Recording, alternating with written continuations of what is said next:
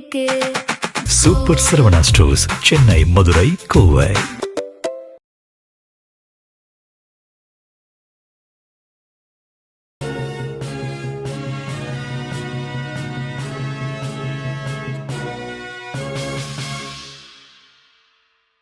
வணக்கம். ஜெம் செய்திகளுக்காக நான் தர்ஷனா. இந்திய நேரப்படி மதியம் 1:30 மணி செய்திகள். முதலில் ஜெம் தலைப்பு செய்திகளை காணலாம். திருச்செந்தூர் கோவிலில் முறைகேடு செய்தோர் மீது பாரபட்சமின்றி நடவடிக்கை எடுக்கப்படும். இந்து சமய அறநிலையத்துறை அமைச்சர் ரமேஷ் அதிரடி. சிங்கப்பன் சிறப்பு அதிரடிப்படியை தொடங்கி வைக்கவே முடியாத முதலமைச்சர் விஜய் பெண்களின் பாதுகாப்பை எப்படி உறுதி செய்வார்? அமமுக பொதுச் செயலாளர் டிடிவி தினகரன் கேள்வி. திருநெல்வேலி கவின் ஆணவ கொலை வழக்கு, தலைமறைவாக இருந்த சுஜித்தின் தாயாரை கைது செய்து காவல்துறையினர் அதிரடி. விஜயபாஸ்கர் தவறு செய்ய மாட்டார், அதிமுக சட்டமன்ற உறுப்பினர் அக்ரி கிருஷ்ணமூர்த்தி அறிவிப்பு. ஹார்முஸ் ஜலசந்தி விவகாரத்தில் ஓமன் தலையிட்டால் அவர்களை தகர்க்க வேண்டியிருக்கும், அமெரிக்க அதிபர் டிரம்ப் எச்சரிக்கை. இனி விரிவான செய்திகளை காணலாம். திருச்செந்தூர் கோவிலில் முறைகேடு செய்தோர் மீது பாரபட்சமின்றி நடவடிக்கை எடுக்கப்படும் என இந்து சமய அறநிலையத்துறை அமைச்சர் ரமேஷ் தெரிவித்துள்ளார். தூத்துக்குடி மாவட்டம் திருச்செந்தூர் முருகன் கோவிலில் இந்து சமய அறநிலையத்துறை அமைச்சர் ரமேஷ் திடீர் ஆய்வு மேற்கொண்டார். இதன் பின்னர் அவர் பணம் வசூலிக்கப்படுவதை கண்டுபிடிக்க பக்தர்கள் போல கோவிலுக்கு வந்தார். அப்போது முறைகேடான வழியில் தரிசனத்திற்கு செல்ல சில அர்ச்சகர்கள் 4000 ரூபாய் கட்டணம் கேட்டதாக கூறப்படுகிறது.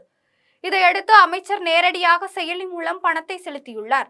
தொடர்ந்து அவர் அமைச்சர் என்பது தெரிய வந்த நிலையில் பணம் பெற்ற அர்ச்சகர்கள் கையும் களவுமாக சிக்கினர்.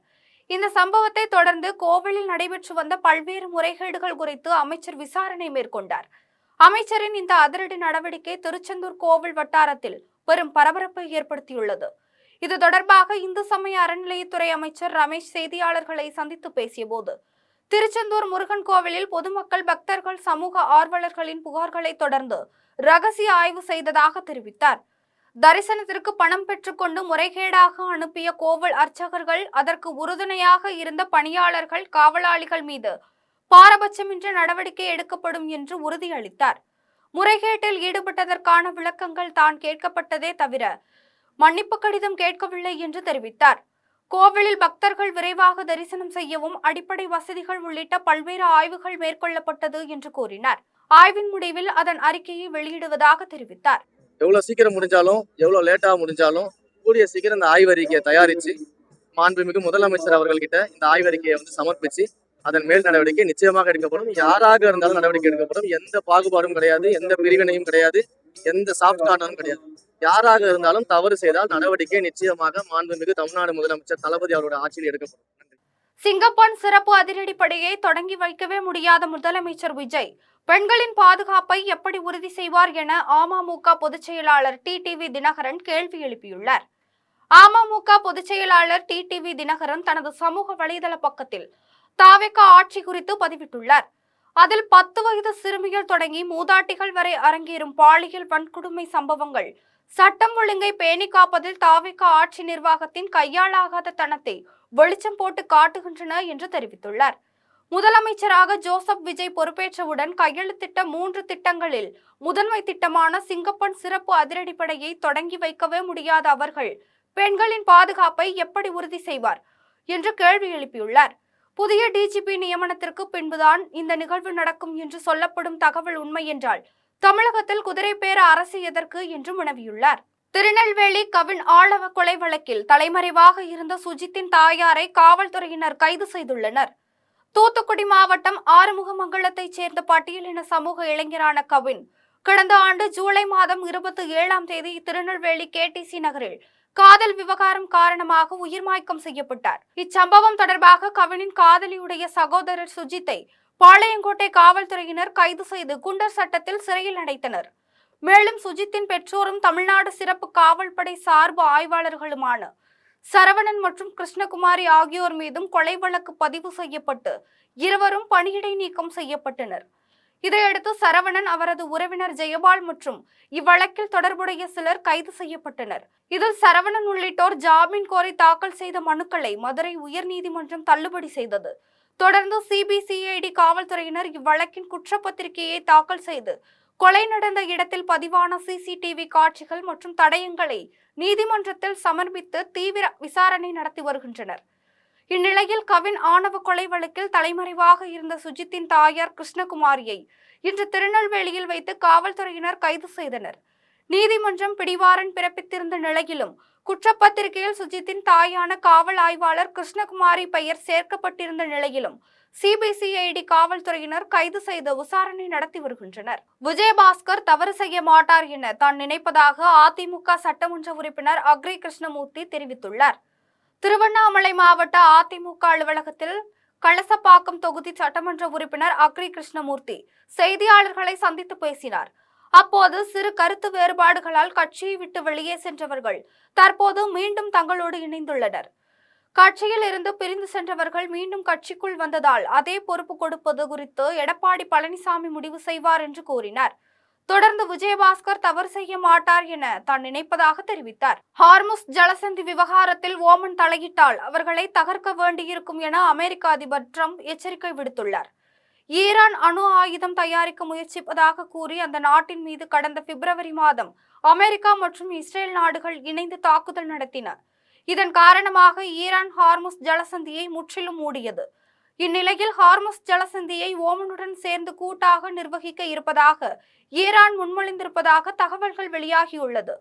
இது தொடர்பாக வாஷிங்டனில் உள்ள வெள்ளை மாளிகையில் அமெரிக்க அதிபர் ட்ரம்ப் செய்தியாளர்களிடம் பேசிய போது சர்வதேச சட்டத்தின்படி ஹார்முஸ் ஜலசந்தியை யாரும் கட்டுப்படுத்த முடியாது என்று தெரிவித்தார். ஹார்முஸ் ஜலசந்தியை நிர்வகிப்பது குறித்த ஈரானின் முன்மொழிவை நிராகரிப்பதாக கூறினார். இந்த விவகாரத்தில் ஓமன் தலையிட்டால் அவர்களை தகர்க்க வேண்டியிருக்கும் என்று எச்சரிக்கை விடுத்தார். இத்தகைய சூழலில் நட்பு நாடான ஓமனிற்கு அதிபர் ட்ரம்ப் எச்சரிக்கை விடுத்து இருப்பது பெரும் பரபரப்பை ஏற்படுத்தியுள்ளது. வியட்நாமில் பதக்கங்களை வென்ற இந்திய வீரர் வீராங்கனைகளுக்கு பிரதமர் நரேந்திர மோடி தனது வாழ்த்துக்களை தெரிவித்துள்ளார். பிரதமர் நரேந்திர மோடி தனது சமூக வலைதள பக்கத்தில் வியட்நாமில் பதக்கம் வென்ற மல்யுத்த வீரர்களுக்கு வாழ்த்து தெரிவித்து பதிவிட்டுள்ளார். அதில் ஆண்கள் ஃப்ரீ ஸ்டைல் மல்யுத்த அணி 4 தங்கம் உட்பட 9 பதக்கங்களை வென்று ஆசிய சாம்பியன்ஷிப் வரலாற்றில் இந்தியா இதுவரை இல்லாத அளவிற்கு பதக்க எண்ணிக்கையை பதிவு செய்துள்ளது என்றும், பெண்கள் மல்யுத்த அணி 6 தங்கம் உட்பட 10 பதக்கங்களை வென்று இதுவரை இல்லாத அளவிற்கு பதக்க எண்ணிக்கையை பதிவு செய்துள்ளது என்றும் குறிப்பிட்டார். இது நமது மல்யுத்த வீரர்களின் மிகச்சிறந்த செயல்பாடு என்று கூறினார். நமது மல்யுத்த வீரர்களுக்கு வாழ்த்துக்கள் என்றும் அவர்களின் எதிர்கால முயற்சிகளுக்கு தனது நல்வாழ்த்துக்கள் என்றும் தெரிவித்தார். ஆந்திர பிரதேசத்தின் சட்டமன்றத்தில் பெண்களுக்கு 33% பிரதிநிதித்துவம் கிடைப்பதை உறுதி செய்யும் என ஆந்திர பிரதேச முதலமைச்சர் சந்திரபாபு நாயுடு தெரிவித்துள்ளார். ஆந்திர மாநிலம் விஜயவாடாவில் மகாநாடு நிகழ்வில் ஆந்திர பிரதேச முதலமைச்சர் சந்திரபாபு நாயுடு உரையாற்றினார். அப்போது கட்சியின் தேசிய செயல் தலைவர் நாரா லோகேஷ் பெண்களுக்கு 33% இடஒதுக்கீட்டை அமல்படுத்துமாறு பரிந்துரைத்திருப்பதாக தெரிவித்தார். ஆந்திர பிரதேசத்தின் சட்டமன்ற அமைப்புகளில் பெண்களுக்கு 33% பிரதிநிதித்துவம் கிடைப்பதை உறுதி செய்யும் என்றும் அவர் உறுதியளித்தார். இந்த முன்மொழிவுக்கு தனக்கு எவ்வித ஆட்சேபனையும் இல்லை என்று குறிப்பிட்ட முதலமைச்சர் சந்திரபாபு, பெண்கள் இப்போதிலிருந்தே அரசியலில் பரந்த அளவில் பங்கேற்பதற்கு தங்களை தயார்படுத்திக் கொள்ளுமாறு கேட்டுக்கொண்டார். நாடு முழுவதும் பெண்களுக்கான இடஒதுக்கீட்டிற்காக தாங்கள் கட்சி போராடும் என்றும் தெரிவித்தார். பரந்தூர் விமான நிலைய திட்டம் குறித்து செய்தியாளர்கள் எழுப்பிய கேள்விக்கு கையெடுத்து கும்பிட்டு இந்த ஆட்சி மக்களுக்கான ஆட்சி, தளபதி நல்லதை செய்வார் என அமைச்சர் தென்னரசு தெரிவித்துள்ளார். காஞ்சிபுரத்தில் தாவிக சார்பில் அன்னதானம் வழங்கும் நிகழ்ச்சி நடைபெற்றது. இதில் வெளிநாடு வாழ் தமிழர் நலத்துறை அமைச்சர் தென்னரசு மற்றும் வனத்துறை அமைச்சர் ரஞ்சித்குமார் ஆகியோர் கலந்து கொண்டு பொதுமக்களுக்கு அன்னதானம் வழங்கினர். இதைத் தொடர்ந்து வெளிநாடு வாழ் தமிழர் நலத்துறை அமைச்சர் தென்னரசு செய்தியாளர்களை சந்தித்து பேசினார். பரந்தூர் விமான நிலைய திட்டம் குறித்து செய்தியாளர்கள் கேள்விக்கு பதிலளித்த அவர், உடனடியாக கையெடுத்து கும்பிட்டு இந்த ஆட்சி மக்களுக்கான ஆட்சி, தளபதி நல்லதை செய்வார் என்று குறிப்பிட்டார். தமிழகத்தில் சட்டம் ஒழுங்கு எந்த நிலையில் இருக்கிறது என்று பாஜக மாநில தலைவர் நயினார் நாகேந்திரன் வினவியுள்ளார். பாஜக மாநில தலைவர் நயினார் நாகேந்திரன் தனது சமூக வலைதள பக்கத்தில் சென்னை கோடம்பாக்கத்தில் 16 வயது சிறுவனை மதுபோதையில் ஆழ்த்தி பாலியல் வன்கொடுமைக்கு ஆளாக்கிய புகாரில் வடபழனி காவல் நிலைய தலைமை காவலர் வேலப்பன் போக்சோ சட்டத்தில் கைது செய்யப்பட்டுள்ள செய்தி அதிர்ச்சியையும் மிகுந்த வேதனையையும் அளிப்பதாக தெரிவித்தார். வேலியே பயிரை மேய்ந்த கதையாக காவல்துறை அதிகாரியே இத்தகைய கீழ்த்தரமான குற்றத்தில் ஈடுபட்டிருப்பது ஒட்டுமொத்த காவல்துறைக்கே தீராத களங்கத்தை ஏற்படுத்தியுள்ளதாக கூறினார். தமிழகத்தில் சட்டம் ஒழுங்கு எந்த அளவிற்கு சீர்குலைந்து கிடக்கிறது என்பதற்கு இக்கொடூர நிகழ்வே மிகச்சிறந்த சான்றாகும் என்று தெரிவித்தார். முதலமைச்சரின் நேரடி கட்டுப்பாட்டில் இருக்கும் உள்துறை தன் கட்டமைப்பிலிருந்து முற்றிலும் தவறிவிட்டதையே இது காட்டுகிறது என்று கூறினார். குற்றம் சாட்டப்பட்ட வேலப்பன் மீது உடனடியாக துறை ரீதியான நடவடிக்கை எடுத்து அவரை பணியிலிருந்து நிரந்தரமாக நீக்க வேண்டும். இந்த வழக்கை விரைந்து விசாரித்து அவருக்கு சட்டப்படியான மிக கடுமையான தண்டனை பெற்றுத் தருவதோடு பாதிக்கப்பட்ட சிறுவனுக்கு தகுந்த மனநல ஆலோசனையும் அந்த குடும்பத்திற்கு உரிய பாதுகாப்பும் வழங்கப்பட வேண்டும் என்றும் தெரிவித்தார். எடப்பாடி பழனிசாமியை எதிர்த்து பேசிவிட்டு மீண்டும் அவருடன் இணைந்து செயல்படுவதில் தனக்கு விருப்பமில்லை என்று முன்னாள் அதிமுக சட்டமன்ற உறுப்பினர் சத்யபாமா தெரிவித்துள்ளார்.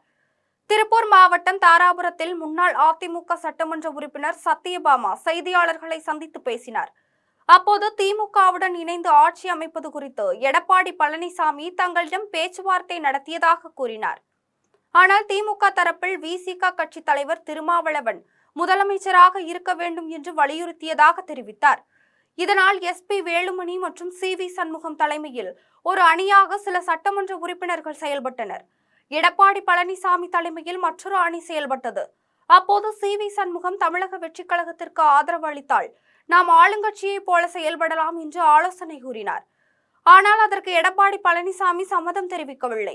தொடர்ந்து நம்பிக்கை தீர்மானத்தின் போது நாங்கள் தமிழக வெற்றி கழகத்திற்கு ஆதரவாக நிலைப்பாடு எடுத்தோம். ஆனால் அதற்கு எதிராக எடப்பாடி பழனிசாமி செயல்பட்டார். மேலும் எடப்பாடி பழனிசாமியை எதிர்த்து பேசிவிட்டு மீண்டும் அவருடன் இணைந்து செயல்படுவதில் தனக்கு விருப்பமில்லை. அதனால்தான் நாங்கள் சபாநாயகரை சந்தித்து ராஜினாமா கடிதம் அளித்தோம். அதன் பிறகு அமைச்சர் ஆதவ் அர்ஜுனை சந்தித்து தமிழக வெற்றி கழகத்தில் இணைந்ததாக தெரிவித்தார். அவங்க சொன்னது உங்களுடைய மக்கள் பணிக்காக நீங்க வந்து நாங்க கேட்டுக்கொண்டது, நான் அவர்களிடம் கேட்டுக்கொண்டது, நான் மக்களுக்கு அளிக்கின்ற வாக்கை நிறைவேற்றப்பட வேண்டும். எனக்கு மக்களோடு பயணிக்க அவர்களுடைய நான் கொடுத்த வாக்கை நிறைவேற்ற எனக்கு நீங்கள் இந்த ஒத்துழைப்பு தர வேண்டும் என்று கேட்டுக்கொண்டதின் பேரு சுற்றுலா பயணிகள் குரங்குகளுக்கு சிப்ஸ் போன்ற உணவுப் பொருட்களை வழங்கக்கூடாது என்று வனத்துறை அதிகாரி பழனிக்குமார் அறிவுறுத்தியுள்ளார். திண்டுக்கல் மாவட்டம் கொடைக்கானல் ஃப்ரையன் பூங்காவில் சிறந்த தோட்டம் அமைத்தவர்களுக்கு பரிசளிப்பு நிகழ்ச்சி நடைபெற்றது. இதில் வனத்துறை அதிகாரி பழனிக்குமார் கலந்து கொண்டு உரையாற்றினார்.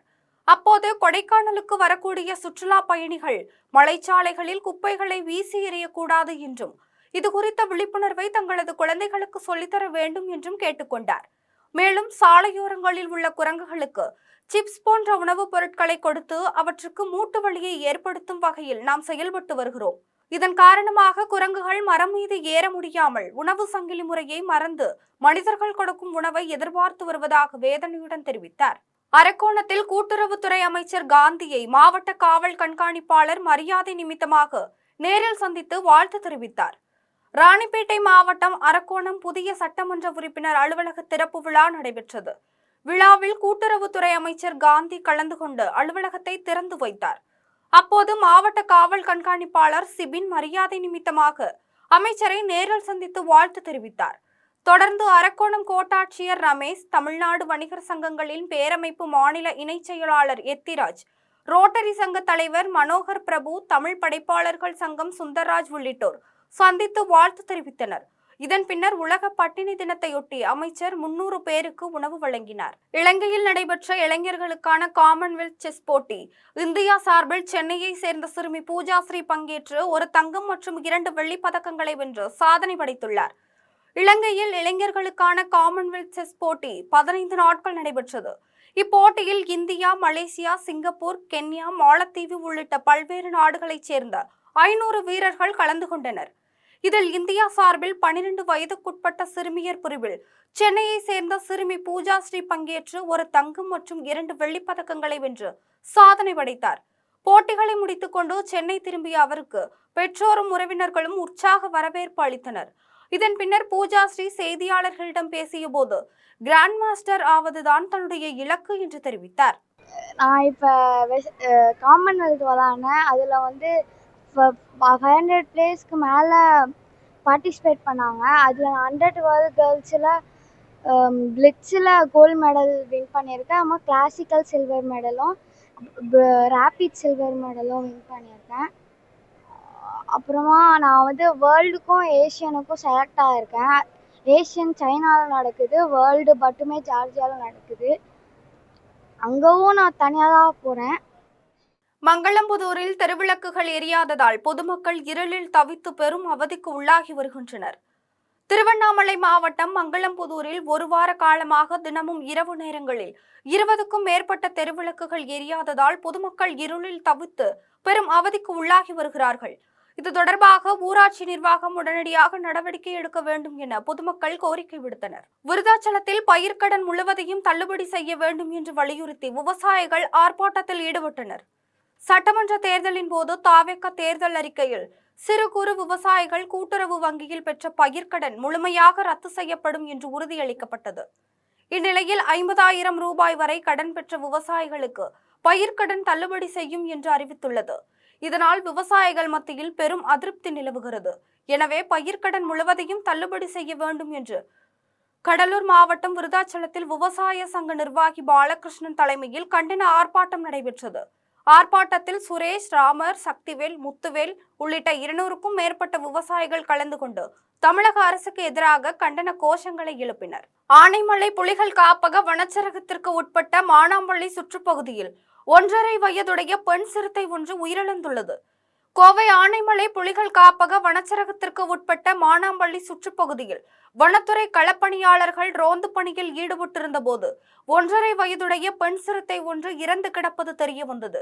இதைத் தொடர்ந்து வனச்சரக அலுவலர் கிரிதரன் முன்னிலையில் உதவி வன கால்நடை மருத்துவ அலுவலர் மெய்யரசன், வால்பாறை கால்நடை உதவி மருத்துவர் தன்ராஜ் ஆகியோர் இறந்த சிறுத்தையின் உடலை உடற்கூறு ஆய்வு செய்தனர்.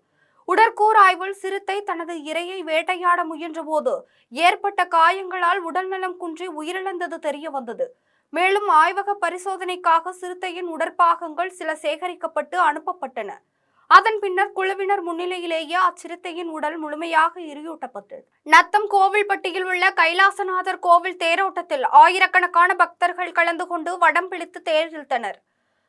திண்டுக்கல் மாவட்டம் நத்தம் கோவில்பட்டியில் உள்ள கைலாசநாதர் கோவிலில் வைகாசி விசாக திருவிழாவையொட்டி தேரோட்டம் நடைபெற்றது. முன்னதாக அலங்கரிக்கப்பட்ட தேரில் கைலாசநாதர் சுவாமி மேளதாளங்கள் முழங்க முக்கிய வீதிகளில் வலம் வந்து பக்தர்களுக்கு அருள்பாலித்தார்.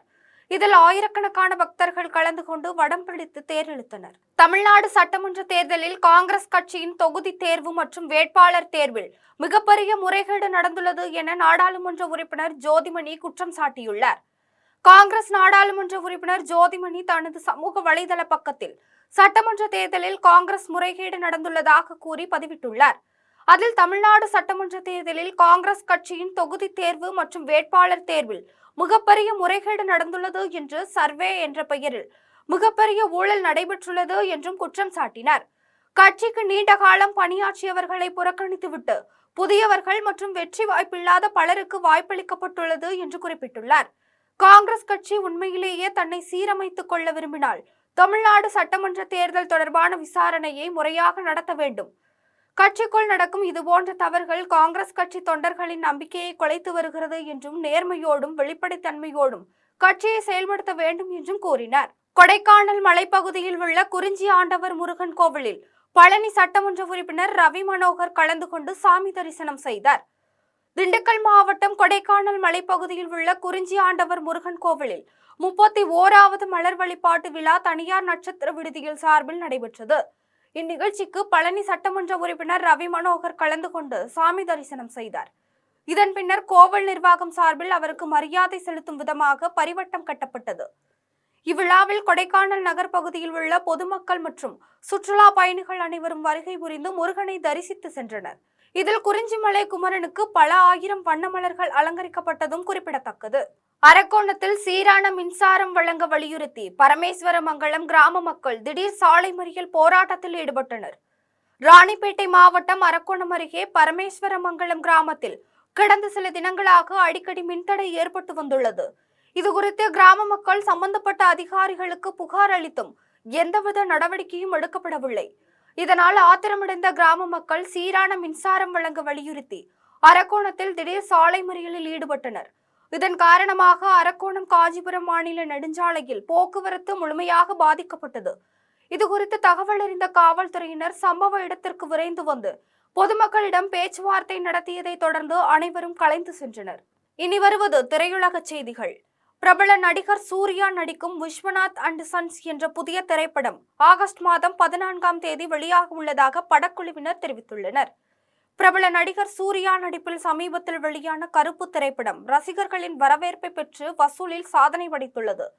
இதைத் தொடர்ந்து நடிகர் சூர்யா தற்போது விஸ்வநாத் அண்ட் சன்ஸ் என்ற புதிய படத்தில் நடித்துள்ளார். இயக்குனர் வெங்கி அட்லூரி இயக்கத்தில் இசையமைப்பாளர் GV பிரகாஷ்குமார் இப்படத்திற்கு இசையமைத்துள்ளார். இப்படத்தின் கதாநாயகியாக மமிதா பைஜூ நடித்துள்ளார்.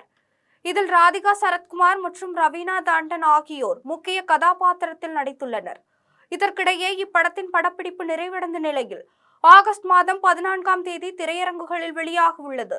இது தொடர்பான போஸ்டரை படக்குழுவினர் சமூக வலைதளங்களில் வெளியிட்டுள்ளதால் சூர்யா ரசிகர்களிடையே இப்படத்தின் மீதான எதிர்பார்ப்பு அதிகரித்துள்ளது. இனி வருவது விளையாட்டுச் செய்திகள்.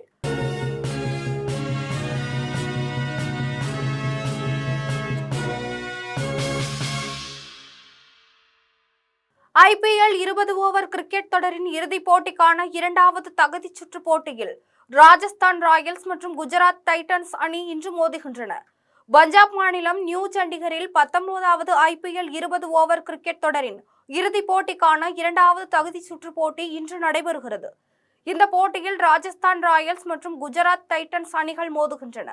இதில் ராஜஸ்தான் அணியின் கேப்டன் ரியான் பராக் தலைமையிலான வீரர்களும் குஜராத் அணியின் கேப்டன் சுப்மன் கில் தலைமையிலான வீரர்களும் பங்கேற்கின்றனர். இந்நிலையில் இன்றைய போட்டியில் யார் வெற்றி பெறப் போகிறார்கள் என்று ரசிகர்களிடையே பெரும் எதிர்பார்ப்பு உள்ளது. இனி வருவது தங்கம், வெள்ளி மற்றும் பங்குச்சந்தை நிலவரம்.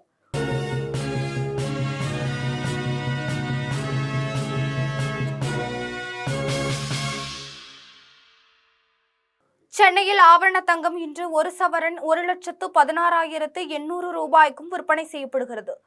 சென்னையில் இன்று ஆபரண தங்கத்தின் விலை கிராமுக்கு 100 ரூபாய் அதிகரித்து 14,600 ரூபாய்க்கு விற்பனை செய்யப்படுகிறது. மேலும் ஒரு சவரன் 800 ரூபாய் அதிகரித்து 1,16,800 ரூபாய்க்கு விற்பனை செய்யப்படுகிறது. 24 கேரட் தூய தங்கம் ஒரு சவரன் 1,27,424 ரூபாய்க்கும், மேலும் 1 கிராம் வெள்ளி 290 ரூபாய்க்கும், 1 கிலோ வெள்ளி 2,95,000 ரூபாய்க்கும் விற்பனை செய்யப்படுகிறது. இந்திய பங்குச்சந்தைகளில் வணிகம் இன்று உயர்வுடன் காணப்படுகிறது. மும்பை பங்குச்சந்தை பங்கு விலை குறியீட்டு எண் சென்செக்ஸ் 87 புள்ளிகள் அதிகரித்து 75,955 புள்ளிகளில் வணிகமாகிறது. தேசிய பங்குச்சந்தை பங்கு விலை குறியீட்டு எண் நிப்டி 5 புள்ளிகள் குறைந்து 23,901 புள்ளிகளில் வணிகமாகிறது. மீண்டும் ஜெம் தலைப்பு செய்திகள். திருச்செந்தூர் கோவிலில் முறைகேடு செய்தோர் மீது பாரபட்சமின்றி நடவடிக்கை எடுக்கப்படும். இந்து சமய அறநிலையத்துறை அமைச்சர் ரமேஷ் அதிரடி. சிங்கப்பன் சிறப்பு அதிரடிப்படியை தொடங்கி வைக்கவே முடியாத முதலமைச்சர் விஜய் பெண்களின் பாதுகாப்பை எப்படி உறுதி செய்வார்? அமமுக பொதுச் செயலாளர் டிடிவி தினகரன் கேள்வி. திருநெல்வேலி கவின் ஆணவ கொலை வழக்கு. தலைமறைவாக இருந்த சுஜித்தின் தாயாரை கைது செய்து காவல்துறையினர் அதிரடி. விஜயபாஸ்கர் தவறு செய்ய மாட்டார். அதிமுக சட்டமன்ற உறுப்பினர் அக்ரி கிருஷ்ணமூர்த்தி அறிவிப்பு. ஹார்முஸ் ஜலசந்தி விவகாரத்தில் ஓமன் தலையிட்டால் அவர்களை தகர்க்க வேண்டியிருக்கும். அமெரிக்க அதிபர் ட்ரம்ப் எச்சரிக்கை. இத்துடன் ஜெம் செய்திகள் நிறைவடைகின்றன. மீண்டும் ஜெம் செய்திகள் மாலை 6 மணிக்கு. உடனுக்குடன் செய்திகளை காண gemlive.tv என்ற இணையதளத்தில் இணைந்திருங்கள். நன்றி, வணக்கம்.